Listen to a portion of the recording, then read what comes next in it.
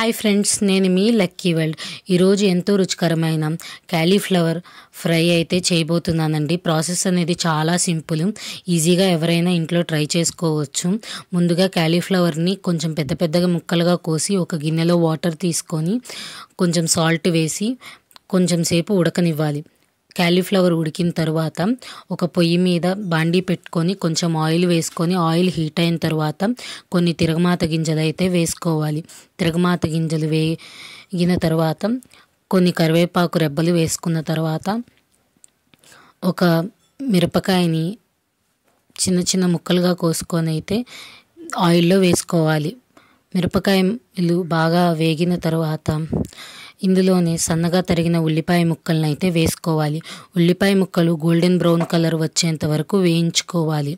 ఎందుకంటే క్యాలీఫ్లవర్ అనేది ఉడికించి ఇందులో వేస్తున్నాం కాబట్టి ఆ వాటర్కి ఇవి వేగవన్నమాట.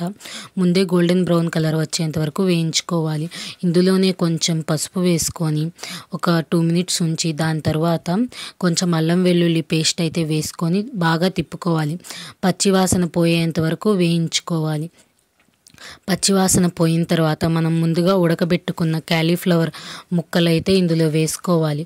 క్యాలీఫ్లవర్ ముక్కలు వేసుకున్న తర్వాత ఎక్కువసేపు తిప్పకూడదు, ఎందుకంటే క్యాలీఫ్లవర్ ముక్కలు అనేవి బాగా ఉడికాయి కాబట్టి ఎక్కువగా తిప్పితే చిదిరైపోయే ఛాన్స్ అనేది ఉందండి. అలా 2 minutes బాగా వేగిన తర్వాత అందులో కొంచెము సాల్ట్ వేసి 5 minutes తర్వాత ధనియాల పొడి వేసి ఒక 2 minutes వేగనివ్వాలి.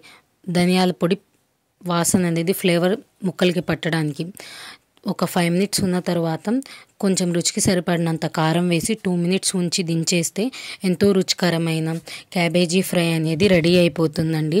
చాలా సింపుల్. మన ఛానల్ని సబ్స్క్రైబ్ చేసుకోండి. మోర్ వీడియోస్ కోసం వాచ్ చేస్తూ ఉండండి.